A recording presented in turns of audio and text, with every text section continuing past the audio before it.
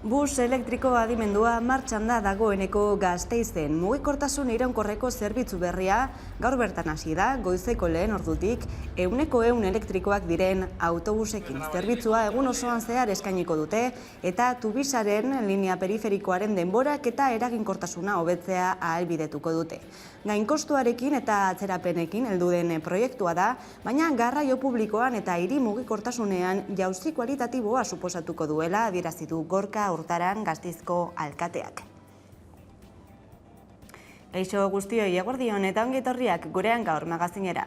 Egunero legez deustuko estudietatik ari gara, zuzenean, eta hemendik eta ordu biterdiak bitartean Euskal Herrian zinmunduan gertatutakoak azaltzen saiatuko gara, informazioa, analizia, iritzia eta entretenimenduaren bitartez. Martxoak bat ditu gaur, asteartea da eta esan bezala arreta puntu nagusinetako bat hortxe dago Gasteizen, izan ere gaur bertan estreinatu da bus elektriko adimendu berria bada. Ordu batetik aurrera gurean izango dugu Gorka Hurtaran Gasteizko alkatea eta xehetasun gehiago emango dizkigu, baina orain Gasteizera joko dugu jarraian. Bertan baitugu Esti Lanao lankidea eta esan bezala Esti bus adimendu elektriko berria honi hasiera eman zaio gaurkoan. Nolakoa izan da lehen ordu horiek, nolakoak izan dira? Bai, hala da, duela aste batzuetatik probaldian ibili da eta dagoeneko martxan da aurreikusitakoa baino 19 hilabete beranduago eta unitate erdiarekin. Udal gobernuak azaldu duenez, duela hilabete pasatxo hasi ziren probek emaitza onak izan dituzte, beraz gaur bertatik aurrera 6 edo 7 bus elektriko hasiko dira zirkulatzen, gainerako ibilgailuak pixkanaka sartuko dira 13 izatera iritsi arte. Lehenengo asteetan bus elektrikoaren linea 8 minuturo ibiliko da, baina asmoa da frekuentzia 7 minututara murriztea da. Eta beste gai batzuei helduta, etzi, martxoak 3 sarrazkiaren 26. urte hurrena izango da, eta horren atarian martxoak 3 taldeak, ekimenak eta manifestazioak iragarri ditu. Hala da bai, martxoak 3 egun adierazgarria da Gasteizen eta urtero bezala 1976ko gertakariak gogoratuko dituzte gertakarien 26. urte hurrenean. Martxoak 3 plazatik abiatuko da ohiko manifestazioa eta Gasteizko kaleak zeharkatuko ditu, ostegunean arratsaldeko 7etan eta aurretik 6:30 sindikatuek omenaldia egingo dute. Bestetik prentsaurrekoa egin du martxoak 3 elkarteak eta Argentinako kereilaren abokatuak Zaramagako auzoan daukaten egoitzan bertan prozesu judizialaren berri emateko. Martin Villa inputatuta dagoela jarraitzen duela gogoratu dute eta lanean jarraitzea ezinbestekoa dela ere gogoratu dute. Bestetik deialdi berezia egin dute ekitaldi guztietan parte hartzeko, ez bakarrik martxoak 3 elkarteak antolatu dituenak, baizik eta beste eragile batzuek ere antolatu dituztenetan parte hartzeko. Horrez gain, omenaldia egin diote Jacinto Lara Argentinako kereilako abokatuari mota hauetako kasuetan egindako lana eskertzeko. Martxoak 3 egun adierazgarria da Gasteizen eta urtero bezala 1976ko egun horretako sarraskia gogoratuko dute gertakarien 46. urte hurrenean. Urtero bezala hainbat jarduera antolatu dituzte aste honetan gertakariak gogoratzeko. Tartean, astelenean, Jacinto Lara Argentinako kereilako abokatuari omenaldia egin diote eta kontzientziaren kanpaiak izeneko eskultura eskaini diote. Bere papera ezinbestekoa izan da justizia lortzeko bidean, eta eskertu behar diogu benetan bere lana, bere irmotasuna eta bere gertutasuna oso gertu sentitu dugu bere borroka honetan. Eta ekonomia alorrean Gasteizko Mercedesek beste behin ete du bere ekoizpena, astelehen honetan bertan bera utzi du ekoizpena, berriro ere mikrotxipen eskazia dela eta Esti. Gasteizko Mercedes-Benz lantegiak ekoizpeneko 3 txandak eten ditu astelehenetik martxoaren 4, erdieroalen merkatua dagoen horniduraren egoera kritikoagatik, ekoizpen sektore guztietan etengo dituzte lantxandak aste honetan eta langile zuzenei eta zeharkakoei eragingo die. Dena den nahita ez egin beharrekoak daude eta beraz horietan ere lan egingo dute. Hurrengo astean, martxoaren 7an, aurreikusitako martxan lan egiteko asmoa dute, baina epe laburrean ere zalantzak daudenez martxoaren 3 arte ez dute jakinaraziko azken erabakia. Horrez gain, 28 egun arteko aldi baterako enplegu erregulazioko espediente bat onartu berri du lantegiak, martxoaren 11-tik ekainaren 30 bitartekoa. Dena dela, oraingo etenaldia ez da joango onartu berri den espediente horren kontura. Eskerrik asko, Esti, eta ekonomia gaiekin jarraituta, bestelako greba deialdiak eta lan gatazkak gurean alde batetik Bizkaiko bulego garbitzaileak greba historiko batera deitu dute euren hitzetan, eta greba mugagabea hasi dute baita ere Alkontza Irizar enpresan. Xehetasun guztiak emango dizkigu Aiara Deurreta lankideak. Hainbat lan gatazka daude Euskal Herrian. Tartean Bizkaiko bulego garbitzaileek greba historiko batera deitu dute. Lan itunaren negoziazioa desblokeatzeko. Izan ere, salatu nahi dute patronalak apurrak, baino ez dizkiela eskaini. 11.000 langileri dagokie lan hitzarmen hori. Hala, LAB, ELA eta SK sindikatuek deituta, 6 egunetarako lanusteak deitu dituzte. Martxoaren 30erako, apirilaren 26erako eta 27erako, eta maiatzaren 10erako, 11erako eta 12erako. Bestalde, Alkontza Irizar grupeko langileek greba mugagabea hasi dute, zuzendaritzak ezarri nahi duen lan erregulazioa gelditzeko asmoz. Neurriak Berangoko plantetako 102 langiletik 38 hiri eragingo lieke. Horrez gain plan industrial egingarri bat eskatu nahi diote zuzendaritzari. Ostiralean hasiko dira negoziazioak. Eta grebez ari garela, gaur epaiketa dute Vulcanizados Zuloagako langileek. 12etan hasi da epaiketa Bilboko auzitegietan. Ia 250 egun daramatzate greban, lan hitzarmen duinak aldarrikatzeko eta tarte horretan enpresak gatazka konpondu beharrean grebarako eskubidea urratu duela ohartarazi dute. Eta horregatik ELAk salaketa jarri zuen. Eta bestalde atzokoan greba eguna izan zen Osakidetzan eta sindikatuen arabera eguna historikotzat jo dute. Greba historikotzat jo dute. Zatze, ELA, LAB, Comisiones Obreras eta UGTek greba deituta egin zuten Osakidetza osoan, lanustea eta Eusko Jaurlaritzari osasun publikoan hobekuntzak eskatu zizkioten. Iturri sindikalek jakinarazi dute zenbait zerbitzutan 100% jarraipena izan duela lanusteak eta kirofanoak itzi dituztela Baitxagorritxun eta Zumarragan ere. Sindikatuek emandako datuetatik oso urrun Osakidetzaren esanetan 9% inguruko jarraipena izan zuen atzoko greba egunak. Eta beste gai batzuei helduta txosten kezkagarria heldu dena IZPPren aldetik. Izan ere, klima aldaketaren ondorio batzuk dagoeneko atzera bueltarik ez dutela adierazi du txostenak. Klima aldaketari buruzko gobernuarteko taldeak ohartarazi du berotegi gasen isurketen erritmoak eragina izango duela kalteen larritasunean, baina murrizketa azkar eta sakon bat lortu behar dela klima aldaketaren ondoriorik latzenak eragosteko. Eta kalte batzuk dagoeneko atzera bueltarik gabekoak direla zenbait kasutan. Gizarteei egokitzea tokatzen zaie diotenez eta zientzialariek ohartarazi dute horretarako hartutako neurriak epe laburrekoak eta mugatuak direla oraindik. Termometroak gora egiten duen gradu 10 bakoitzak handitu egingo ditu gizarteek eta ekosistemek pairatuko dituzten kalteak ohartarazi dute. Horien artean goseteak, pobrezia eta gerrak. Eta hildo honetan, Nafarroako nekazaritza lurra murrizten ari da azken hamarkadetan, gobernuz kanpoko erakundeek emandako informazioaren arabera. Udane Arbeo. Azken 15 urteetan nekazaritza ustiategiak erdira murriztu dira Nafarroan, herrialdeko elikadura subiranotasunari buruzko dokumentu batek jasotzen duenez. Hori bera, arrea mugari gabe Nafarroan mundu bat eta IPS koordinatu dute. Azterlan horretan adierazten denez, nekazaritza lurra murrizten ari da azken hamarkadetan, eta gehienak abereak elikatzeko erabiltzen dira. Horrela laborantza lurraren 25% inguru soilik erabiltzen da zuzenean giza elikadurarako. Gainera azterlanean aztertutako adierazle gehienen arabera, nekazaritzako ekoizpen eredua jasanezina da. Hala dokumentuan aipatzen da eremuan ongarri kimikoak eta pestizidak gero eta gehiago erabiltzen direla, bereziki ongarri nitrogenatuak eta herbizidak. Jarduteko modu hori ez dator bat baserritik mahairako Europako estrategiarekin, non Nafarroko gobernuarekin badagoen. Estrategia horretan datza besteak beste 2030erako pestizien erabilera 150 murriztu behar dela, eta ongarri kimikoak 120 gutxienez.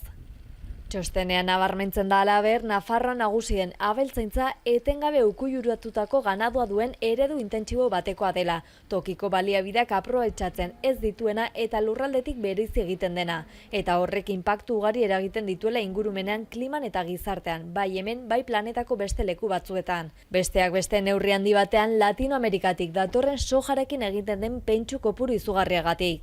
Bereziki kezkagarritza jotzen da ikerketa txerrikaren kasua, modu industrialean hasi baitira aziendaren 189 baino gehiago eta 2011 eta 2020 artean ganadua 153 handitu baita, 685.000 aberera iritsi arte. Espainiako estatuan aldi berean 127ko igoera izan da. Horri dagokionez txostena nabarmentzen da aire zabaleko txerriak asko murriztu direla 100 baino gutxiago izateraino nekazaritza politika baten ondorioz. Esaterako Nafarroko herri lurretan bazkatzera irtetea eragozten dielako.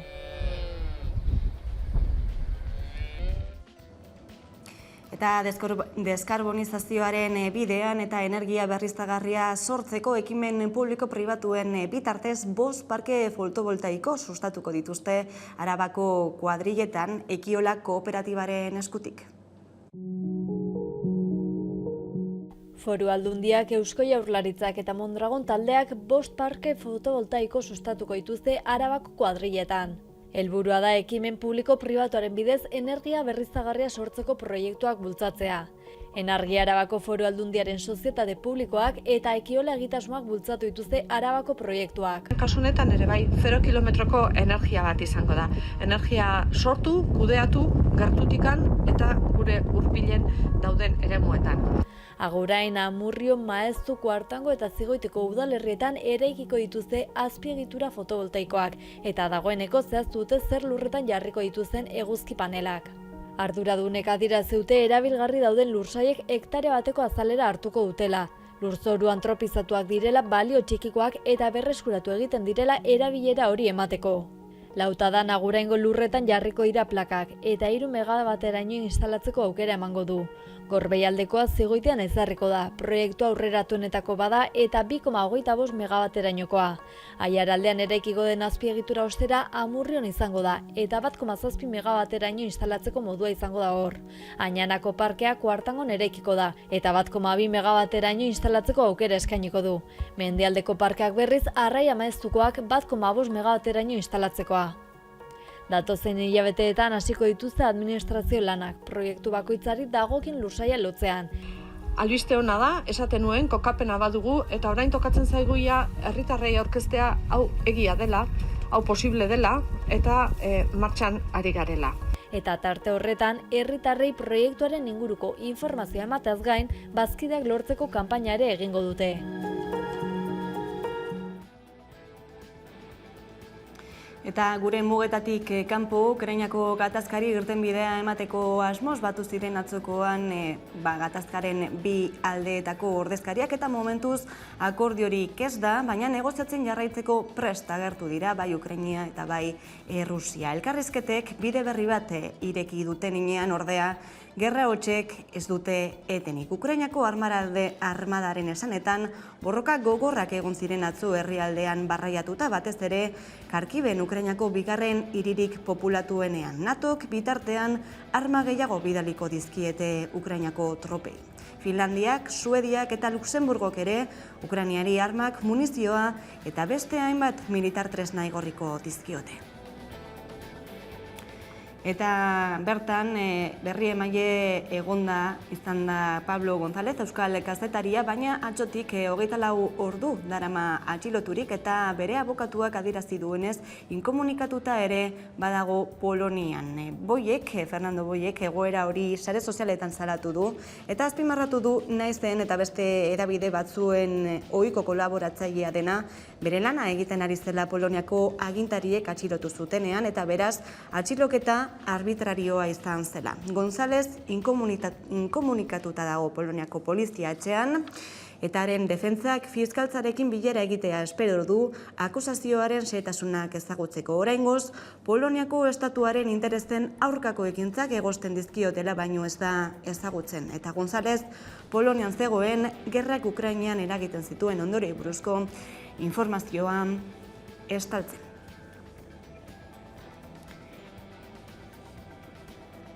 Eta horrela jarretuko dugu, eta kulturari atea ireki behar diogu jarraian izan ere, Gasteizko Artium Museoan Aurazatz artista Bartzelonarraren, esango dut, Riclerly Bates erakusketa izango duzu ikusgai martxoaren 27 bitartean.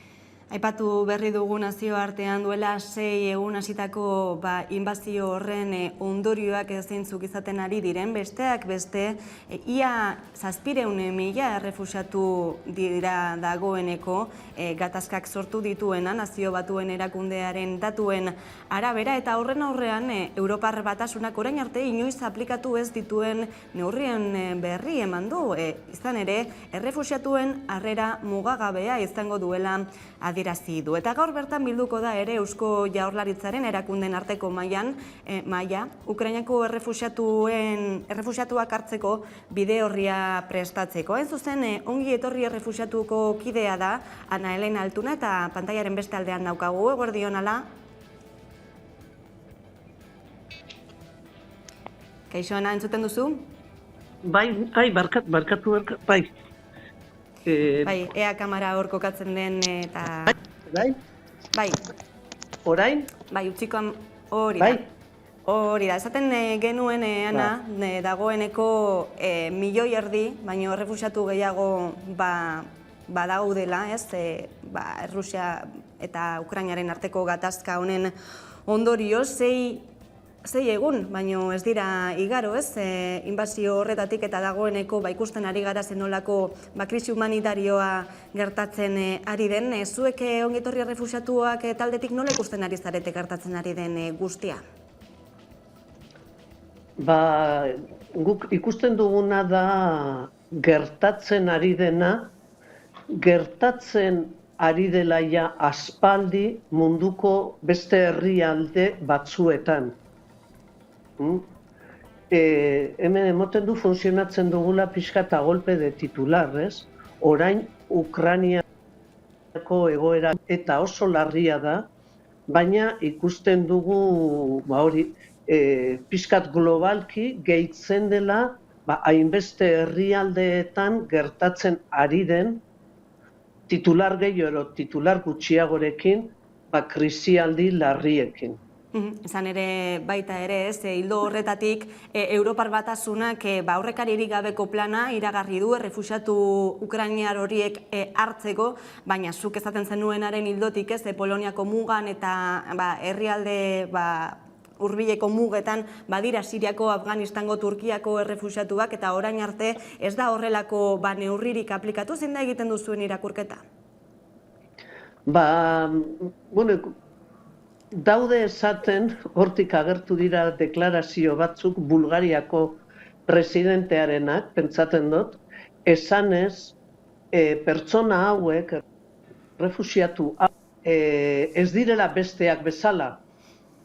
Ulertzen, direla pertsona zuriak, pertsona ezitako jentea, como que horren arabera eskubide gehiago dauzkate.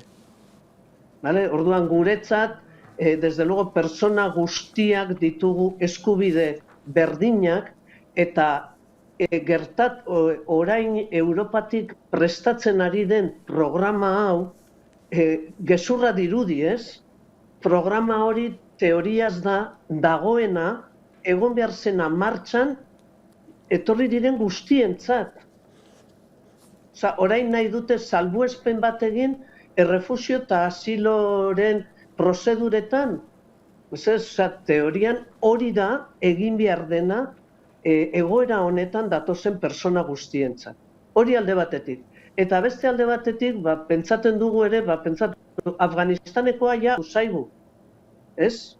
Horre ez da izan egin beste denpora. Orain ja ezin da inor etorri Afganistanetik. Gero, honekin batera, ikusi, ja hemen dagoen jentea, asilota eskatzeko, hitzorduak ez daude. Guk nahi dugu jakin teknikoki titular hori zertan bihurtuko da. Pertsona gehiago ipiniko dute lanean pertsona hauei harrera egokia emoteko, ero pertsona hauei harrera egokia emoteko baztertuko dituzte orain arte dauzkaten eskaera zerrendak. Ulertzen? Orduan, oso erreza da titularrak betetzea, baina gero zoritxarrez daukagun esperientzia pixkat jarraipenak egiten, ezke hori, pasatzen da momentua, eta gero ikusi behar dira gerokoak. Ez dira momentu gauzak, ulertzen? Aipatu duzu. Orduan, dakigu, ikusi, Aquariusekoak etorri ziren, gogoratzen duzu hor titularrak eta ongi etorriak, eta gero 2-3 urte pasatu dira, eta daude ziero ahaztuta eta ziero baztertuta, adibidez. Ez? Orduan, ikusi beharko da, hau nola gestionatzen dute.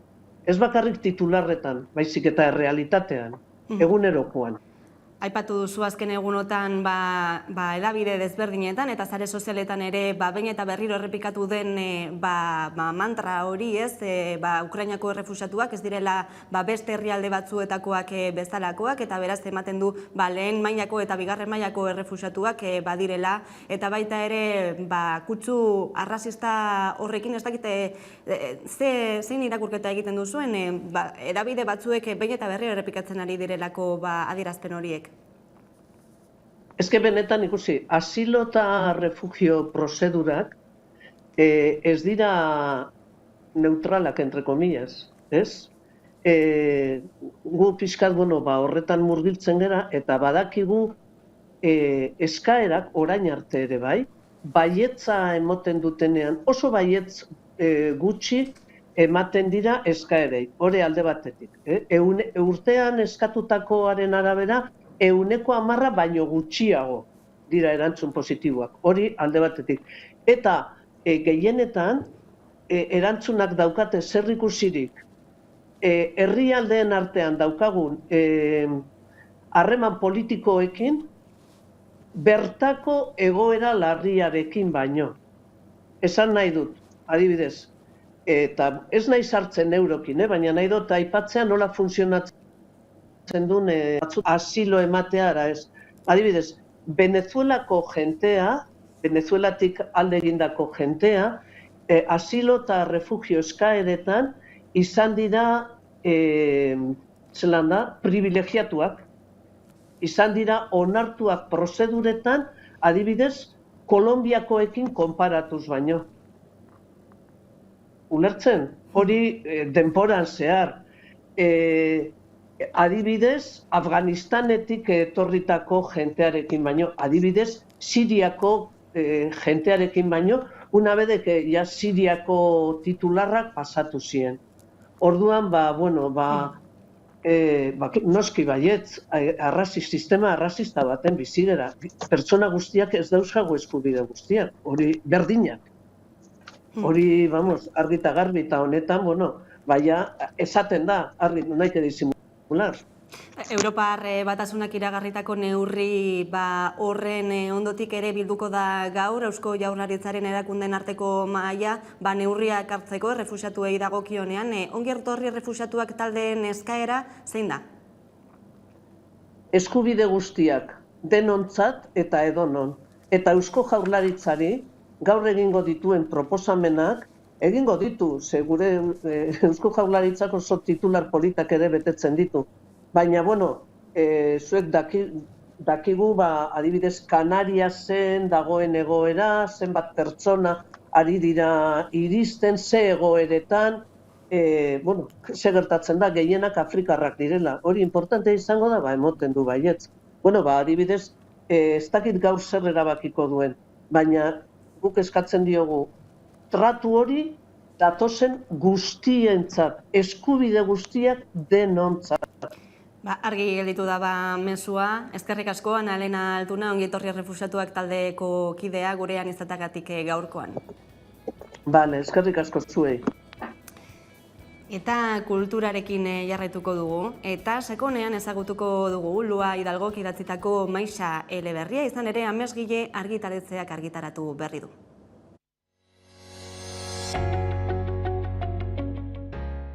Maixa eleberria da pixka bat libro joia, esango genuke, bale? Libro joia esaten dut, bertan bizitza dao, erderaz esango zen la vida pura, bale? Bizitza puri-purian, eta da denok irakurri beharko genuken eleberri bat bizitzan. Ze denoi seguraski gertatuko zitzaizuen hemen agertzen diran gauzak. Gehienak esango dute izena izan daikela, ezta? Maixa Euskal Herrian izena badauko eta oso politia da.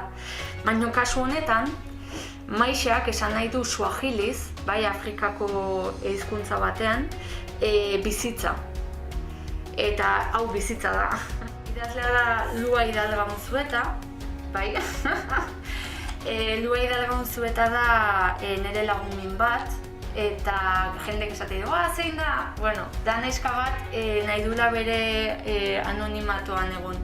Berak idazten du eta listo. Lantzen du bizitza, da 3 belaunaldiko emakumeen istorioa, eta Alzheimerra ere baitare. Idazleak nahi duna da bere egia kontatu, bakoitza dauku gure egia, bere egia kontatu eta era berean saiatu ulertzen amonari gertatzen ari zaiona, familian gertatzen ari dena, bere buruan pasatzen ari dena, eta terapia moduan, ezta? Desgraziz, gaur egun geroz eta gehiago entzuten den gaixotasun bat da. Geroz eta jende gazteagori etortzen zaiona. Alzheimerrarekin esan beharra dago edozein gaixotasunekin bezala gaixo bakoitzak diferentea dela, ezta?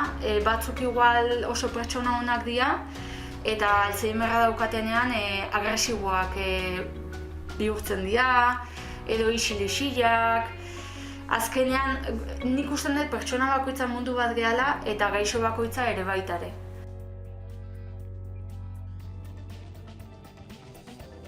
Eta bihar, asteazkena, gogoratu Nafareway saioa emititzen dela hemen 11 telebistan, Nafarroa ezagutzeko aukera paregabea, Jasmin Mansiren eskutik, eta biharkoan garez ezagutuko dugu onatxe aurrerapen bat, eta jarraian itzuliko gara eguneko elkarrizketa nagusiarekin, gaurkoan gurekin izango dugu Gorka Urtaran, Gasteizko alkatea. Orain arte.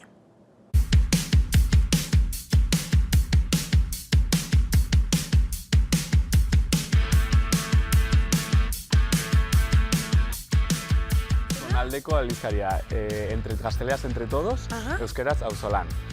Bi izen ditu? Bai, delako bi hizkuntzako aldizkari bat delako, gazteleazko zatia entre todos eitzen da, eta auzolan euskerazko zatia. Bi edizio, ez? Bai. Bat hemen, Izarbegi bat, hemen Garesen, eta bertzea Lizarraldean. Hori da, bai.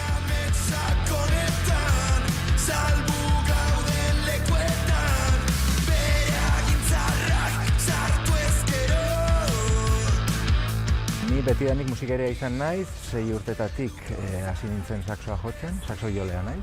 Eta hasi ginen egiten kontzertuak hemen justu zonalde honetan, duela 8-10 urte edo urtean behin egiten genuen kontzertu bat. Eta diska ateratzen duen, eta diskaren aurkezpena egiten genuen hemen.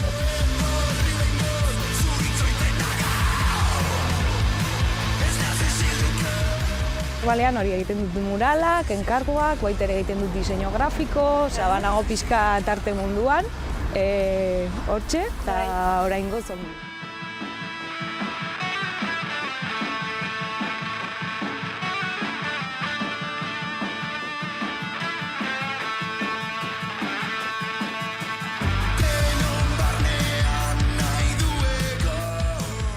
Zer da hori? Laiak dira. Laiak. Badira aspaldiko tresna. Hemen Garesen, erabiltzen dira tresna hauek beste gauza bat egiteko. Ez lasterketa. Lasterketa hori? Bai, egiten dugu.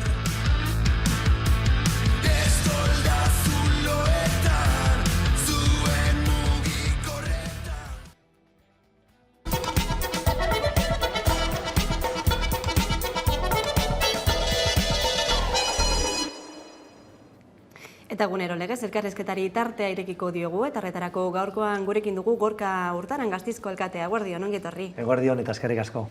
Gaurko berri nabarmenetako bat da, klima aldaketaren ondorio batzuk atzera bueltarik ez dutela, adierazi duela IPCC-ren txosten batek, eta deskarbonizazioaren bide horretan gakoa izango da duda barik mugikortasuna, ez? Gaurkoan gainera Gasteizen hasiera eman zaio, lehen autobus elektriko adimenduari, zer suposatuko du horrek? Bai, hasteko, izan beharra dago, ez da bakarrik hirien erronka, baizik eta planetarena. Ez azken finean neutraltasun klimatikoa lortu behar dugu ahalik eta azkarren, eta beraz alde horretatik nik azpimarratu nahiko nuke hirien papera, ez.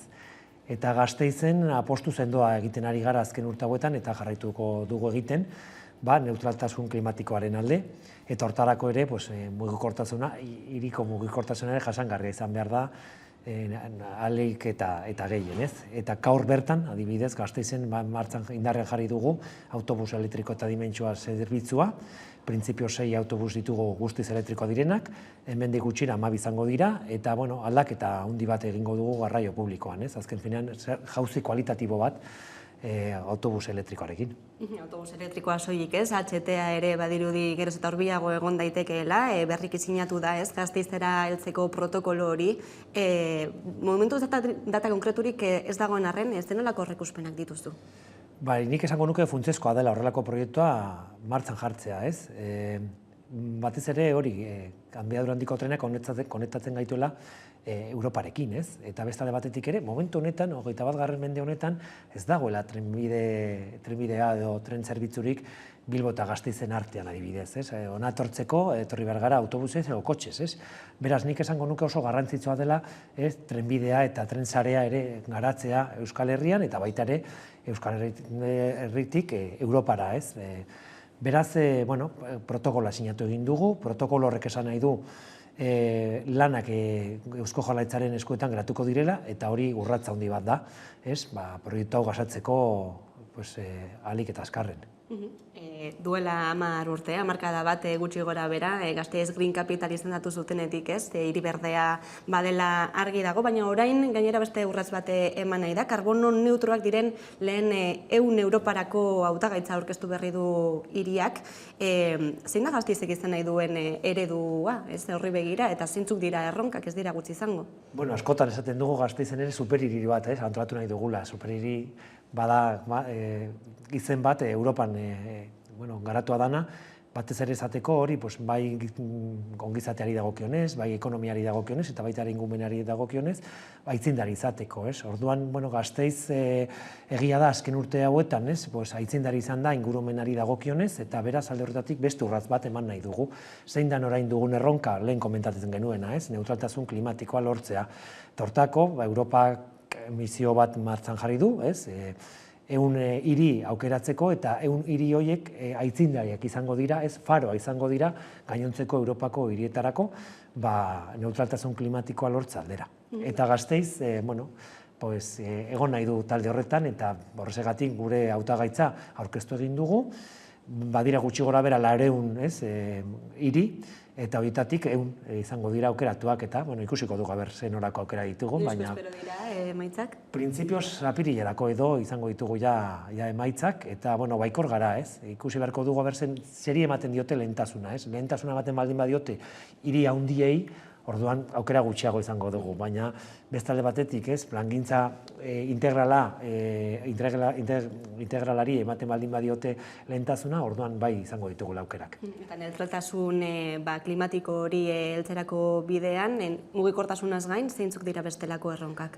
Nik azpimarratuko nituzke bi, ez, batetik energia berriztegarriak ere sustatu behar ditugu, Gasteizen gainera izan dugu, azken hilabete hauetan ere gasaren inguruan eztabaida bat, egia da gasa, Europak ez du esan hori, baina bai guk esan dugu baztertzen dugula, baina hori baztertzen baldin badugu gasa, beharrezkoa da energia berriztegarriak sustatzea gure udalerrietan, Euskadi mailan, Beraz alde horretatik nik esango nuke oso garrantzitsua dela horrelako proiektuan martxan jartzea, eta kontuan izatea ere, neurri handi batean ere, gure etorkizuneko aukerak hor daudela jarrita, ez? Eta bestetik, emisioaren CO2-ren emisioak murriztu beharko ditugu. Nola murriztu? Batetik garraio publikoarekin, garraio publikoa elektrifikatua baldin bada, CO2-ren emisioak murriztuko ditugu, eta hor dago tranbiaren luzatzea, hor dago autobus elektrikoaren martxan jartzea, eta hainbat bizikletaren bultzada, eta bestetik, egin beharko duguna da, batez ere egoitzetan, birgaitzea, kontuan izan da, energia eraginkortasuna bermatu behar dugula. Eta azkenik, batetik mugikortasuna, bestetik egoitzak eta etxebizitzak, eta azkenik gure industria. Eta hor ere beste jauzi kualitatibo bat eman beharko genuke, ez? Hiri berdetik ekonomia berdera igarotzeko. Aipatu duzu, ez? Energia berriztagarrien aldeko apustua mahai gainean duzuela, energia fosilak alde batera usteko. Atzo bertan Ekiolaren 5 eguzki parkeen kokapena zehaztu zuten, ez dakite berri gehiagorik duzuen hildo honetatik? Berri ona da, nik gainen esango nuke hor dagoela, bidea, ez? Azken finean, proiektuak mahai gaineratu beharko ditugu, proiektu handiak batetik, baina gero beste proiektu txikiak ere egin beharko ditugu, ez? Orduan, komunitate energetikoak ere oso eraginkorrak izan daitezke helburu hori lortzeko. Gasteizen adibidez, egun batzuetan, hemendik gutxira, bilera batzuk egingo ditugu, horren inguruan informazioa emateko, eta auzokideren bat, interesatua baldin badago, proiektu horiekin, etor dadila, bilera horietara, informazio jasotzera, eta ea posiblea den ere gauzok lagunen komunitateetan horrelako proiektuak martxan jartzea. Eta bestetik ere, bilatu beharko dugu, Gasteizko udalerrian nahiko handia da, gainontzeko udalerrekin konparatuta, eta nik esango nuke ere aukera gehiago ditugula horrelako proiektuak martxan jartzeko. Kokapenei dagokionez eta bar, ez? Bestalde baita ere horrekin jarrituta klimaldaketarekin zerikusia izan dezakeena, ez? Abendua izan ziren ere uholde horiek berriro ere ez gertatzeko, horiek ekiditeko neurrietan lanean ari zarete, zeintzuk zenolako neurriak jarri dituzen mahai gainean? Gasteizen batez ere pairatzen ditugu bi arazo, ez? Batetik, batez ere udaberrian eta euri zaparrada gogorrak pairatzen baldin baditugu, hegoaldeko ibaiak oso beteta etortzen dira, eta hor sortzen dira, batez ere hegoaldean sortzen dira uholdeak. Horretarako ja urak martxan jarri du proiektu bat, horrelako uholdeak ekiditeko, eta beraz ur guzti hori bideratzeko Zadorra ibairarantz.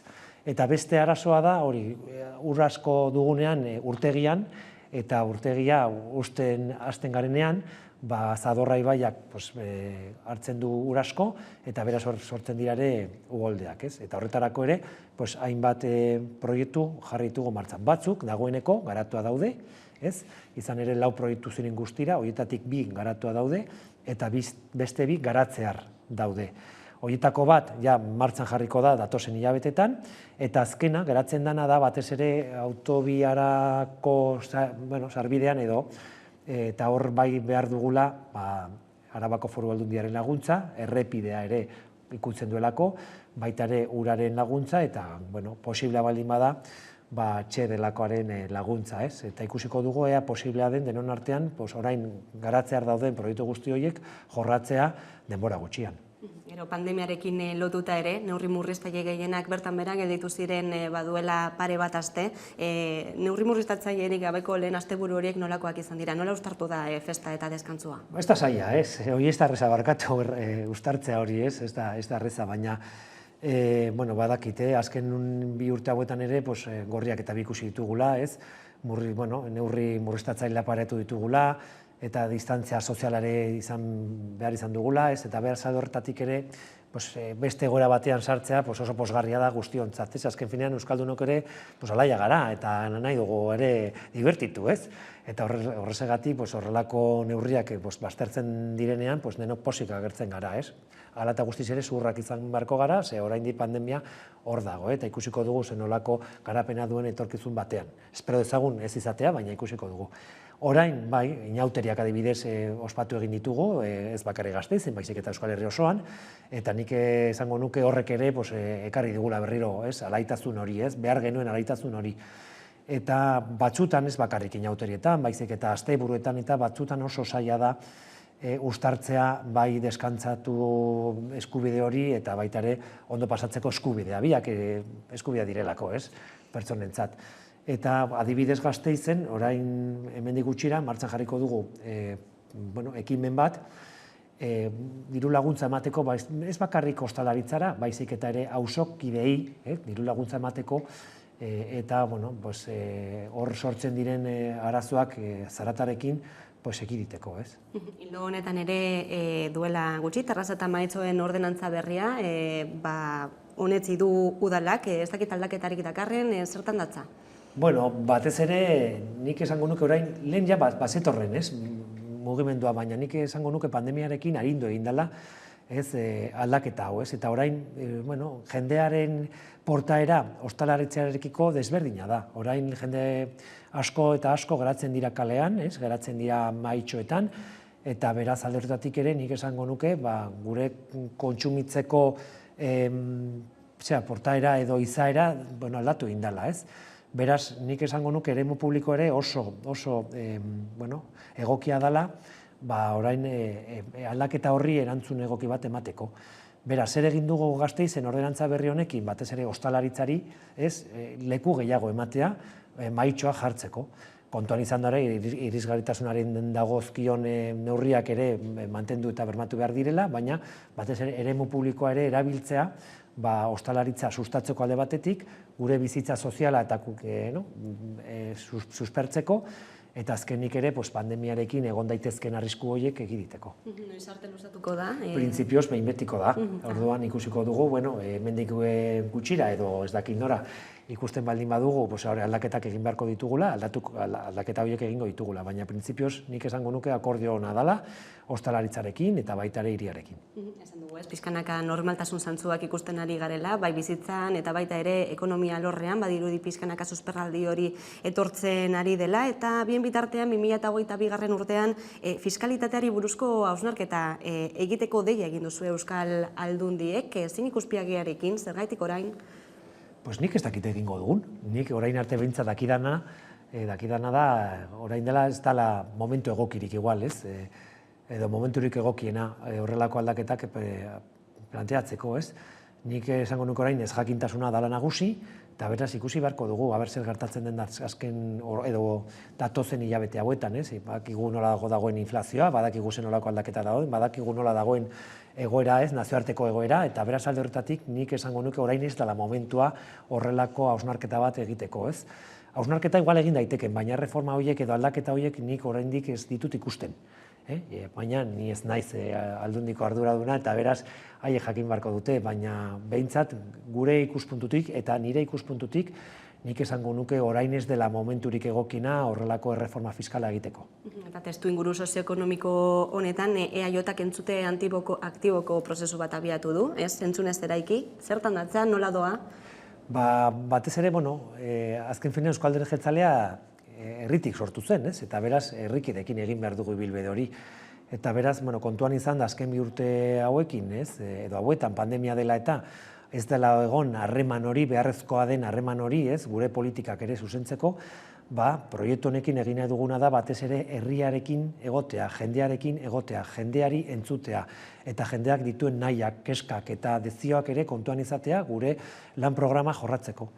Eta gainera nik esango nuke, orain batez ere estatu mailan ikusten dugu, nola muturreko eskuina izugarrizko gorakada izan duela, eta beraz alde horretatik esango nuke, horrelako erantzun eta entzun aktiboarekin, nik esango nuke metodorik edo antidotorik egokiena izan daitekela muturreko eskuinadari gorokada ekiditeko. Dagoeneko bildu zarete, zenolako kezkak plazaratzen dituzte herritarrek? Bai, orain hasi gara prozesuarekin, hasi gara Gasteizen egon ginen, dola 2 aste, baita ere Bilbon, baita hainbat hirritan eta herritan, eta nik esango nuke oso pozgarria dela eta oso aberasgarria dela, horrelako prozesua egitea. Azken finean, jendearekin ere kontaktua berreskuratzen duzu, eta batez ere oso garrantzitsua da politikan ere kontuan izatea zein den herriaren nahia, zein den herritarren nahia eta dezioa. Eta Gasteizko aktualitateari helduta duela aste batzuk memorialaren inguruko obretan Erdi Aroko aztarnak aurkitu ziren. Ez dakit zer nolako aurkikuntzak izan ziren eta zer egingo da horiekin? Bagenekin aldez aurretik, egoera hori balizko arkeologia eremu bat denean ere olakoak gerta zitekela, eta beraz alde horretatik ere kontratua egin baino lehen, lanak hasi baino lehen, arkeologo talde bat kontratatu genuen, badazpa hori gartzen baldin baziren aztarna horiek, eta ikamika bat sortu da Gasteizen horren inguruan, baina nik esango nuke, hau ez dela politikari baten ikamika, adituen artean izan da hausnarketa, adituek erabaki dute zer egin behar den aztarna horiekin, eta bai arkeologo, bai udalak kontratatutako arkeologoek eta baita ere aldundiko arkeologoek eta adituek adostu zuten aztarna horiek ez zirela oso garrantzitsuak eta beraz babestu beharko genituzkela eta igual lurre azalean ere zerbait egin genezakela. Baina horren inguruan hartu den erabakia ez du udalak hartu, adituek baizik. Eta nik hori ere azpimarratu nahi dut. Eta adituek erabaki dute zer egin behar den, eta adituak izango dira etorkizun batean esango dutena zer egin behar den horrekin edo beste gauza batzuekin. Eta bestalde baita ere duela aste bete, hilabete bat inguru, adierazi zenuten, grafitien aurkako plana aurrera eramango zenutela, dagoeneko indarrean da, emaitzarik izan da dagoeneko, ez dakite baloraziorik egiterik? Bai, badugu, baina nik ere kasu honetan bereiztuko nuke, zer den grafiti bat, zer den ez. Muralak eta marrazkiak eta hor egiten diren Gasteizen ere baditugu, la ciudad pintada edo.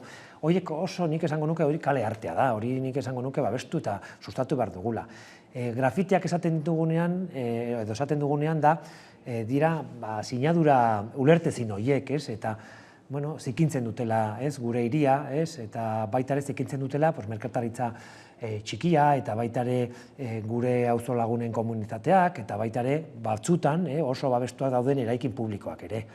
Eta hori desitxuratzen dute gure hiria eta gure eraikinak eta horretatik ere pentsatzen dugu nahikoa dela eta zerbait egin behar dugula. Orain arte ekimen berri honekin emaitza nahiko positiboak izan ditugu.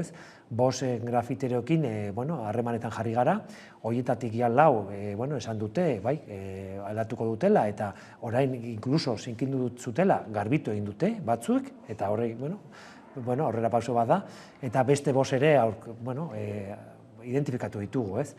Gauza da, ez da isun lat bat jartzea edo dirua kobratzea edo jasotzea, ez da gure asmoa. Gure asmoa da hori babestea eta errespetatzea tokiko merkataritza txikiak edo gure auzokideen komunitateak eta baita lehen esan dudan bezala eraikin publikoak, Eta azken aldian ere kezka sortu duen gaia, banketxeen eta adinekoen arteko harreman hori, inklusioa nola sustatu, aurrez aurreko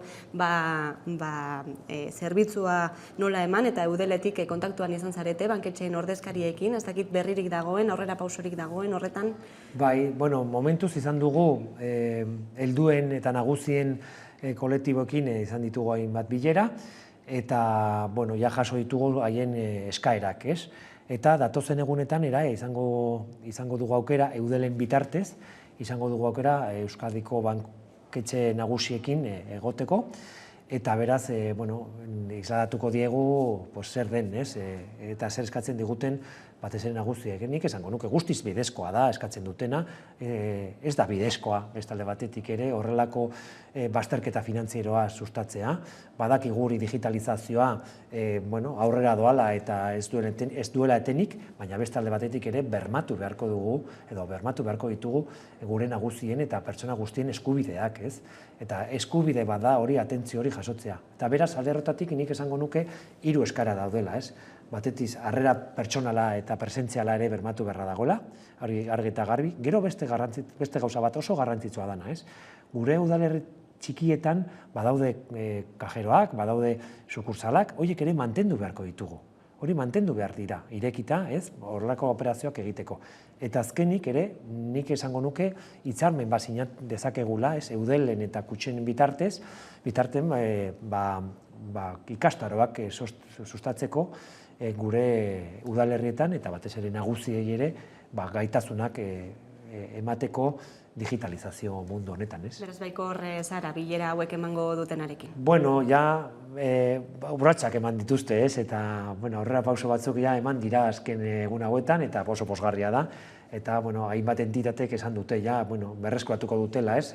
Harreman eta harrera presentziala eta atentzio horreta presentziala eta beraz alde horretatik espero dezagun hori mantentzea edo inkluso sustatzea eta areagotzea. Baina oso garrantzitsua da harreta pertsonala mantentzea, oso garrantzitsua da gure udalerri guztietan kutsazainak edo baita ere kajeroak edo eta sukurtsoala mantentzea eta ere urratsak eman ditzakegu digitalizazio mundu horretan ere ikastaroak eskaintzeko gure nagusiei. Bestalde, martxoak 8 heltzear da, Emakunderen eta Eudelen arteko koordinakunde berdinsarearen lehen osoko bilkura izan zen, ez aurreko astean, bertan tokiko politikak adostu zituzten berdintasunaren harira, laster ere aste honetan espero da berdintasun legea onartzea Eusko Legebiltzarrean. Zein da berdinsarearen garrantzia? Pues nik esango nuke oso garrantzitsua dela sare dago, ez? Azken finean haiek dira gure avanzadilla, ez? Haiek dira, gure aitzindarik berdintasunaren inguruan, ez? Eta beraz alde horretatik, esango nuke berdintzarea duen funtzioa oso garrantzitsua dela udalerri guztientzat, ez? Azken finean, bai emakunde elkartearen edo emakunde zer entitatearen laguntzarekin ere, hainbat proiektu martxan jarri ditugu, ja plan ejekutiboa ere onartu egin dugu, duela gutxi, ez? Eta, alde horretatik, esango nuke oraindik bide luze bat dugu berdintasuna, benetako berdintasuna, ez, lortzeko, eta beraz berdintzareak egiten duena da oso garrantzitsua gainentzeko udalerrientzako, ez? Azken finean, haiek markatzen dutelako zen nolako ibilbide horria jarraitu behar dugun berdintasunaren aldeko urratsak emateko. Martxoak 8 data seinalatua, baina aurretik ere oroimenerako data bat, martxoak 3-ren sarraskia, 46 urte beteko dira aurten hartatik, eta sortu nahi den biktimen memorialarekin lotuta berririk alda? Bai, azken 12 hilabete hauetan bi gauza egin dugu batez ere, batetik aztertzea zenolako inbertsioak egin behar diren elizan, ez? Hor kokatuko baita museoa eta memoriala, eta beraz alde horretik, gutxi gora bera badakigu zenolako inbertsioak egin behar diren eta zenbat kostatzen diren inbertsio horiek, ez? Eta gero bestetik, fundazioaren estatu berriak ere egin dira, eta hemendik gutxira onartuko ditugu Gasteizko udalan, baita ere Arabako Foru Aldundian, Eusko Jaurlaritzan eta baita ere apezpikutzan, ez? Beraz, urratz batzuk ematen ari gara, badakit ere oso gai garrantzitsua dela, ez? Gasteiztar guztiontzat, eta beraz alde horretatik ere esan beharra daukat. Martxoak 3ko biktimak ere nire babesa eta nire maitasuna dute.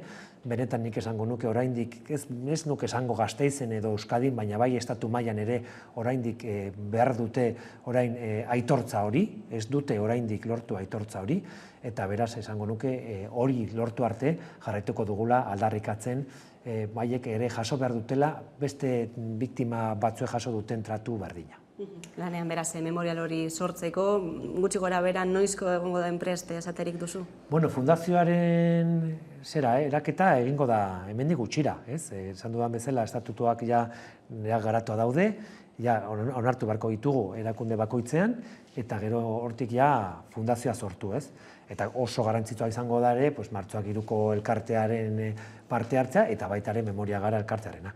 Eta gaiz aldatuta guztiz, kirolari buruz ere hitz egin behar dugu izan ere datorren urtean 2023an turra Euskadira itzuliko da, baita ere hiriburura, Gasteizera, pozik? Oso, Euskaldunok ere txirrindularitza maite dugu, ez? Eta beraz aldorretatik ere gustatzen zaigu bizikleta zibiltzea eta gustatzen zaigu ere bizikleta, ez? Ikustea edo bizikleta txapelketak eta egetak ikustea, eta etortzea gure herrira, ez? Euskal Herrira horrelako lehiaketa bat eta turra, guretzat izugarria da, ez? Eta beraz, Gasteizen ere izango dugu aukera, izango dugu parada ikusteko irtera bat, eta izango da zoragarri, ni pentsatzen duz bakarrik Gasteizen baizik eta Euskadi osoan ikustea zen oso polita delako gure herria, ez? Eta ikustea bai giroa, bai jendearen animazioa, baita ere gure paisajea, segurazki izango dela guretzat harro sentitzeko arrazoi bat. Gorka Urtaran Gasteizko alkatea, mila esker Hamaika Telebistara gerturatzeagatik eta gurekin egoteko tarte bat hartzeagatik. Mila esker zuei. Eta tarte bat eta jarraian itzuliko gara eguneko solasaldiarekin. Gaurkoan izango ditugu Maialen Ferreira eta Carmelo Landa. Orain arte.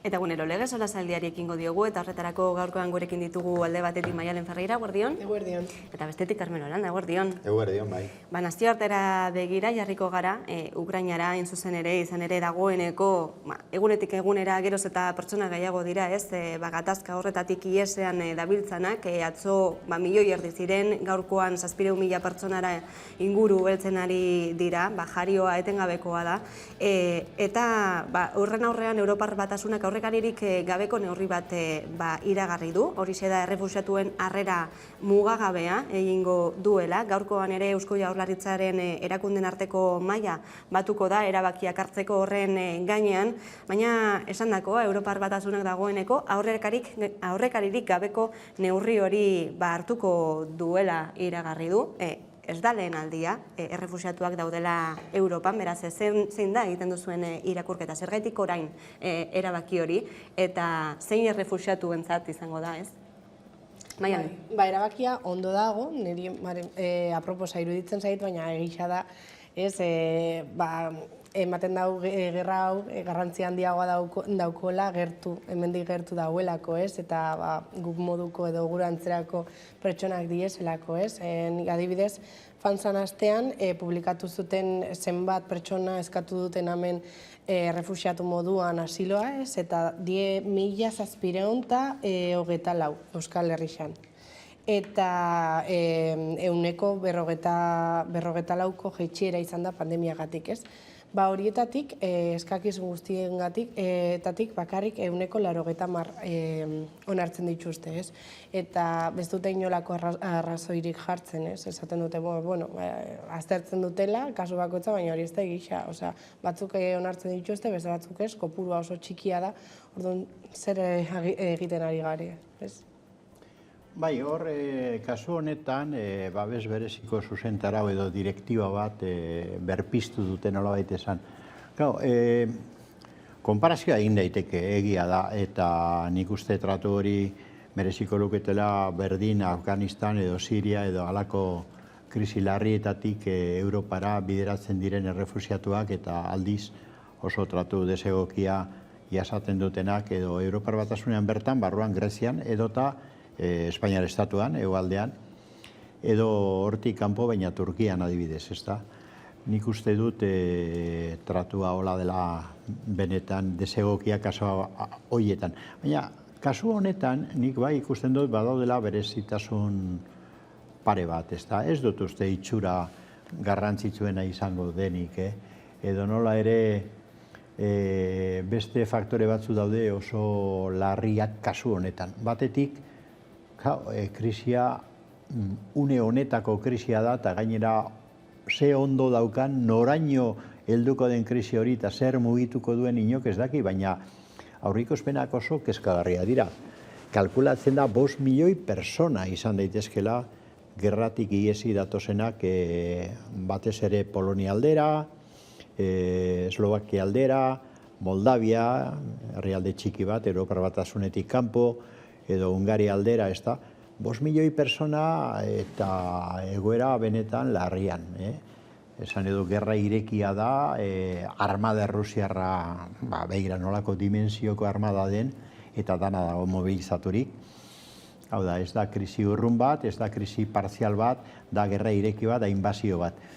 Nik konparazio bat egitekotan, larria dira konparazio guztiak, baina Hitlerren armadak Polonian da Txekoslovakian da egin zuen sarrera hura, Sudeten aitzakia jarrita, dimensioan antzekoa da. Esan edo benetan larria da oraingo krisia, ez dakit konturatu garen. Eta nik uste neurri bereziak hartzea ondo dagoela. Beste kasu batzutan ere hartu behar direla, noski, baina kasu honetan ez dut zalantzarik hartu beharrezkoa direla, eta gainera lehenbailen, ez da. Gauza okertzera doa. Nik ez dakit jarraipena egiten dugun guztiok hurbiletik, baina une honetan badirudi 60 kilometroko gerra konboi bat hurbiltzen ari dela hiriburura, ez da Kievera. Kieven erresistentzia dago antolatua, hor gerta daitekena, pentsa zazue ze dimensioko krisia den, ez da. Nik uste dut ezin dela gutxietzi eta uste dut egin dezakegun guztia gutxi izango dela hala eta guztiz. eta danok egin beharko dugu laguntzeko. Bai, gauza batak ez du kentzen bestea. Izan ere, errefuxiatu krisi berri honek kezka piztu du, ez bakarrik gobernuetan, instituzioetan, baita ere gizartean, eta gobernuzkanpoko erakundeetan ere. Ongi etorri errefuxiatuko kide batekin, hitz egin dugu gaur goizean, eta hau da egiten duten irakurketa egoeraz.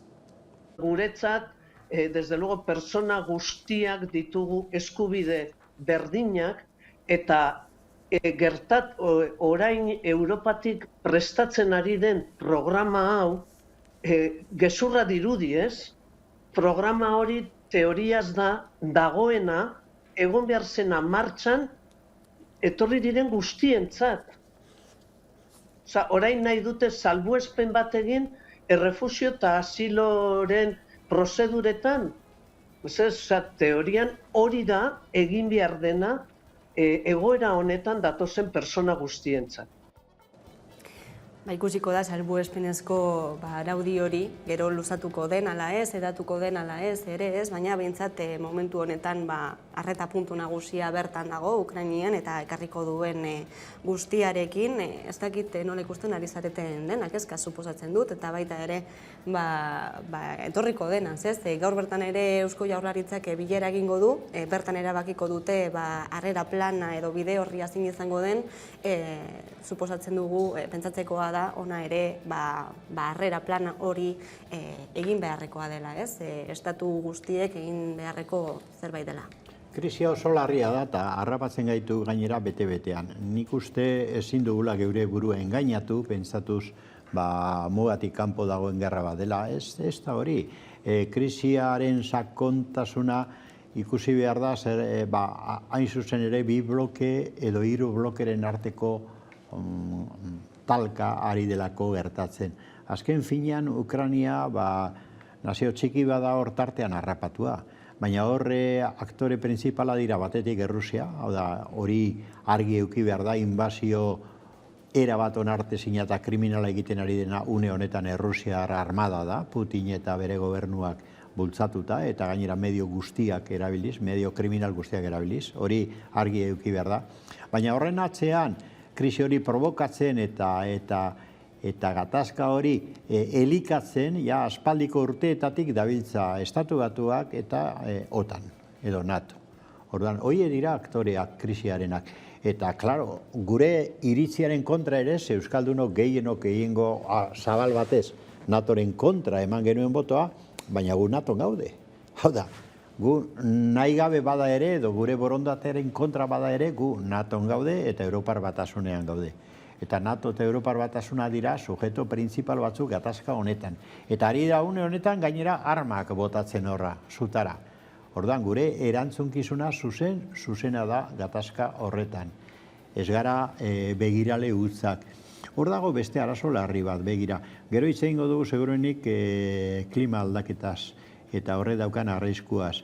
Claro, erabat suizida da, gauzak horrela dauden bitartean planeta mailan, inbertsio nagusiak estatu printzipaletan armetara doaz.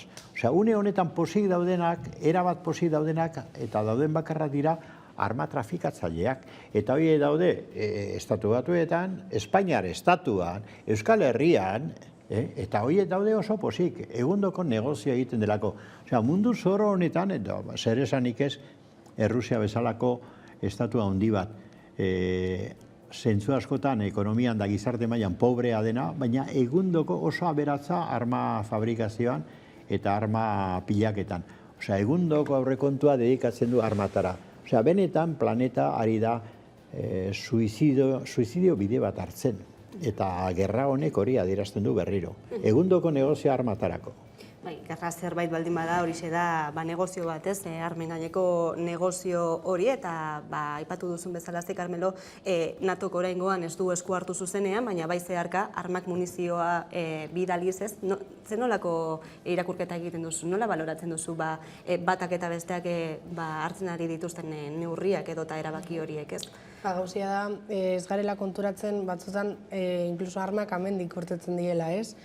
Eta hori oso larria da, nik, 21. mendean alakoak ikustian, albisteak ikusita, ez dakit, zibila normalak, osea, pertsona normalak ari dira hori armak hartzen, normaltasunez, osea, ez da normaltasunez gerra baten barruan dazelako, ez, eta oso larria dalako, halako gauza bat enfrentatzia, ez, baina hainbeste, ez dakit, hainbeste urte egon gare, beste leku batera begiratzen, eta ontxe gu gare parte hartu dugunok, ez, eta ez dakit, ontxe esaten dugu ez, gerra ez, eta hainbat politikari ez, gerra ez, baina eskezuek egon zari gerra hori alimentatzen, ez?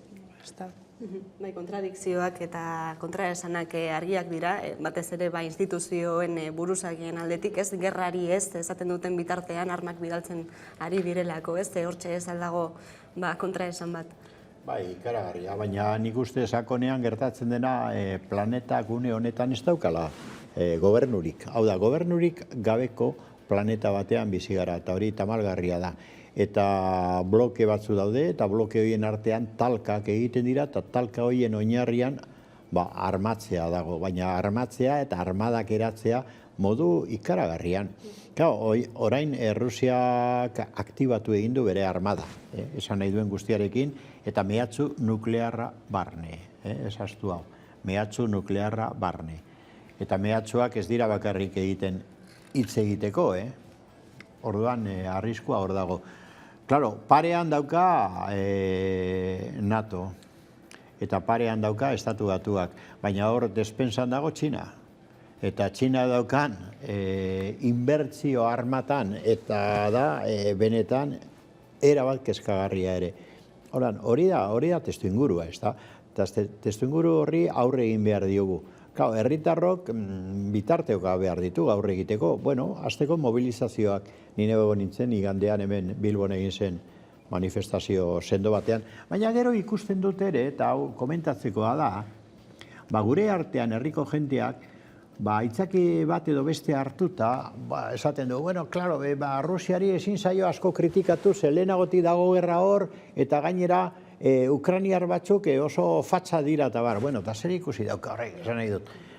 Jakina Ukrainiarra fatxa dira eta Madrien dauden asko ere oso fatxa dira, ez da? Baina kontua ez da hori, esan nahi dut, argitu behar ditugu gauzak. Herri batek, nazio batek, estatu bat Rusia bezalakoak, potentzia armamentistiko horrekin, hartzen badu erabaki bat, nazio txiki bat, inbaditzeko modu horretan eta modu benetan, kriminalean, gerra eramateko nazio horretako toki guztietara, hori onartezina da, eta nazioarteko zuzenbidean dago delitu bezala zeilkatua. Ze gertatzen da? Gero, nazio batuen erakundeak ez daukala ahalmen ejekutiborik, legislazio hori aplikatzeko, baina nazioarteko legedia, eta hori legedia demokratikoa eta erabat finkatua dagona, argi azaltzen du, hori onartezina dela, hori inbazio badala, eta hori da herri baten soberaniaren kontra gerra egitea. Eta hor ez dago aitzakirik, esan nahi dut, Ukrainian egongo dira fatzak, Madrien edo eta hemen dauden bezala, baina horrek ez du aitzakiatzen ezer. Nik uste dut gauza horiek argitu behar ditugula ere. Bai, kontuz polarizazio horiekin hain komplexua den gai batean, grisak ere badirela, gerra batean, baina esan dugu horren atzean armen negozioa dago eta ondorio zuzenak herritarrek pairatzen dute, batak eta besteek ere. Eta migrazioari buruz hitz egiten ari garela, klima aldaketari buruz ere hitz egin behar dugu, gaurkoan berria da ez, IPCC txosten bat kaleratu berri duela, klima aldaketari buruzko gobernu arteko taldeak hain zuzen, eta horretan dio, dagoeneko klima aldaketari jarraiki kalte batzuk jadanik atzera bueltarik ez dutela, ez? Esaldi eskorra aldi barean, baina baita ere bultzatzen gaituena neurriak hartzera lehen bailen, eta izan ere ondorioak hortxe bertan ditugu, gaur bertan ere badira ez, munduan zehar migrazioekin lotutakoak esaterako, baina beste hainbat eta erronka nagusien artean deskarbonizazioa izango da gurera ekarrita, ez? Nolabait, erregai fosilak alde batera uztea eta berriztagarrien aldeko apustu hori egitea esaterako, baina erronka zerrena luzea, ez? Ez nola ikusten duzuen gaia. Benetan serioa da. Kontua da, Kasu hauetan oso garrantzitsua da herritarrok komunikazio egokia eta informazio egokia izatea. Eta kasu honetan, zorionez, komunikabide batzutan agertzen da eta eskertzekoa da bai Hamaika Telebista, bai berriak adibidez, berria egunkariak dakarren informazio nik uste bete-betea eta oso interesgarriak. Seguruenik gogoratuko duzu ez da horren beste denpora. Espainiako presidente ohi batek esaten zuela, bueno, nik lehengusu badaukat, eta arek esaten du aldaketa klimatikoaren kontu hau ez dela horren besterako, eta, bueno, esageratu egiten dira, hori Rajoy zen, gogoratzen duzu, ez da, bueno, Rajoy bere lehengusua aipatuz, ez da, lehengusu zientzilaria. Bueno, hemen txosten honetan 34.000 ikerketa egin dira eta 270 zientzilarik egin dute mundu mailako lehenengoak, ez da lehen mailakoak. Hau ez da bromakin ibiltzeko gai bat. Eta hemen ematen diren datuak benetan dira larriak. Ze esaten da, uraren eta elikagaien horniduran, adibidez, munduko toki askotan atzera ezineko arazo larriak egongo direla. Eta jentea gozez eta urfaltaz hilgo dala orain baina askoz gehiago, esan nahi dut, hauek ez dira tonteriak. Ze gertatzen da, bestea beste gerra honen eta ondorioetako bat izango da, dakigun legez, gaza, petrolioa eta orain arte tradizionalak izan diren hornikuntzak krisi bat izango dutela, ja badutela. Problema da, hori erabiliko den hornidura berriak eta teknologia berriak garatzeko ekologikoak edo bildur naiz ezote den atzera pauso bat egingo eta berriro ere ikatza talako elementuak erabili. Orduan, benetan arazo larria da lehen esan dudana. Nik uste du planeta mailan ez daukala planeta honek gobernu egokirik. Eta hori igartzen ari da gerota gehiago. Nazio Batuen erakundearen inguruko institutua dira hau ikertzen dutenak, baina Nazio Batue beraiek ikusten dugunez ez dute ahalmen ejekutiborik. Eta hemen nok agintzen du, tamalez esan behar da, potentziarik eroenak. Eta horrek garamatza bide honetan. Nik uste alarma gorriak pizteko moduko egoeran gaudela, gerrarekin eta klima aldaketarekin benetan. Bai, gainera, ikusi eta lotura zuzena dutenak, ez da? Aipatu duzu gaza, badirudi erregai fosil horiek alde batera usteko premia dagoela, behintzate Europar Batasunean, baina duela gutxi ere Europarre batzordeak berak aipatu zuen berdetzat jo zituen bai gaza eta bai energia nuklearra. Ikusiko da hemendik aurrera zer egiten den horrekin. Bai, alaxe da. Adibidez, ni gaur goizian egon naz Tartilla Rivera, ekologista aktivista bat, dela gaur ospatzen dela kongresu bat deitzen da bizitza jokoan, eta hainbat aktivista etorri diela horri buruz justu hitz egiteko, eta berak esaten zauen Peruko hainbat komunitatea indigena gehien bat Repsol eta alako enpresen erruagatik euren errekak eta euren hortuak kontaminatuta dituztela, eta hori ez dauko atzera pausorik, eta berak esaten zauen, eske gainera zuen enpresak etortzen dira honak kontaminatzen dute, eta guk ez daukogunez ez elikagairik eta ez bizimodurik Europara saiatzen gara faten, ero estatu batuetara, eta gainera ez dozku eusten sartzen, ez? Orduan da, hori ondorioak ez dira berdinak gure moduko pertsona edo Europako pertsonan dako, zein Latinoamerika edo Afrikako pertsonan dako, orduan hori bebai ikertzekoa da ez. Bai, izan ere, botere harremanak ez munduan zehar ematen direnak, iparralde globala ustiatzen duelako hegoalde globala ez, eta enpresa elektrikoen afera bada hortxe ere zer hausnartu, ez? Esaterako bertan egiten dituzten makroproiektu horiek dituzten ondorioak, baina gero ona energia berdeak hartzen dute, ez? Baina gero ondorioak, ez jakin behar ditugu mundu osorako direla, mundu global batean bizi garela. Eta naiz eta hemen Europan berdea izan, berdin duela, ez? Bai, honek ondorio asko ditu. Esan edut hor, adituen talde horrek, IPCC deitzen den txosten hori egin duenean, batzuk nabarmendu ditu, ez da, lehen esan dudan ur eta elikagai horniduraren krisia, nola gertatuko den, eta gainera ondorio batzuk atzera ezina direla, buelta ezina direla, baina oraindik planteatzen dute, oraindik hainbat gauza lehundu egin daitezke, ezta? Baina horretarako ere neurri oso radikala proposatzen ditu. Bestea beste garapen eredua aldatu beharra, ezta? Ordan hor dago kontua. Kontua ez da guk mantentzea daukagun konsumo maila eta nolabait esan baliabide naturalan erretze hori, ez da, maila enormean edota jarraitzea orain bezala plastikoz betetzen munduko ozeano guztiak. Hori ari gara egiten, ez da? Hemen izkutatu plastikoa, baina gero itsasoan zabaltzen dira. Benetako irla baliran bezala, ez da, batzutan edo iaia kontinenteak, ez da? Garapen eredu hori aldatu beharra modu arin eta sakonean planteatzen dute. Bueno, serio egin behar zaio honi. Problema da, nor dagoen agintean eta ze interes daukan.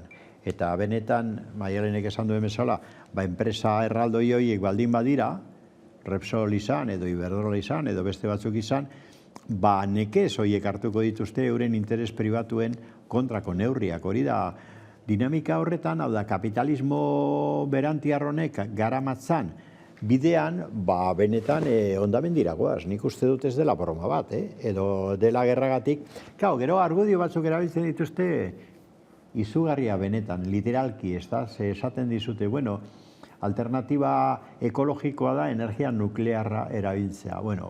Mesedez. Hau da, debate horia duela mende erdi hemen bentilatu genuen. Jente guztiak daki edo jakin beharko luke, energia nuklearrak uzten dituen hondakinak ezin direla garbitu mendeetan.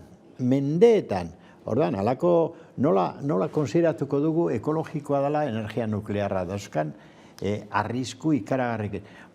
Norbaiti gogora ekarri beharko zaio Txernobil Ukrainian zegoela. Dagoela, ez da, beste. Da gaur egun kezka iturria handi bada, orain Txernobil no kontrolatzen duen, da nola kontrolatzen duen. Badirudi armada Rusiarra sartu dela, eta Ordan, horrek kezkatzen badu mundu guztia Txernobil, zentral nuklear bat, pentsasazu nola izango da alternatiba ekologikoa dana berriro zentral nuklearrez betetzea. Eske, benetan, harrigarria da. Guzti honi aurre egiteko egia da IPCC taldeak, klimaldaketari buruzko gobernuarteko taldeak, errotik aldatuko dituen neurriak eskatzen dituela, horixe esan nahi du sistema ekonomikoa iraultzea, desazkundea, Karmelok aipatu bezala, baina hortxe dago borroka, ez? Alde batetik desazkunderantzako hotzak eta bestetik sistema ekonomiko berdinarekin eta ekonomiaren ruleta horrekin jarraitzeko naia, ez? Eske, interes ekonomikoak potere handiaena dute realitate honetan, eta hori ezin dugu kendu behar, ez? Berdin da alako enpresek esatia ez, eske gure energia da superberdia, guk ingurumena zaintzen dugu, baina egisa ez da hori. Eta ondorioak, pertsona pobreetan doiaz, ez? Neska honek, emakume honek esaten sostan, ez? Peruko hainbat indigenak ez diezen pertsonak esaten dute, baina eske ze erlazioa dauka erreka bat kontaminatzea guk dauko gura, ez? Baina eske ez dute erlazionatzen, ez? Igual, zuke daten duzun ura, zure, grifoan daukozun ura, errekatik dator, ez? Eta erreka hori kontaminatzen bada, ez daukozu urarik, ez? Igual zuk aberatxasarelako, ez? Baina bestiok, ez? Orduan, Ikusiko da ea IPCC-ren aholku horiek jarraitzen ote diren ala ez, Karmelo Landa eta Maialen Ferreira, eskerrik asko beste behin gurean izateagatik, eta jarraian eguneko albiste nagusia Karolina Suarez Nakidaren eskutik, ondo izan.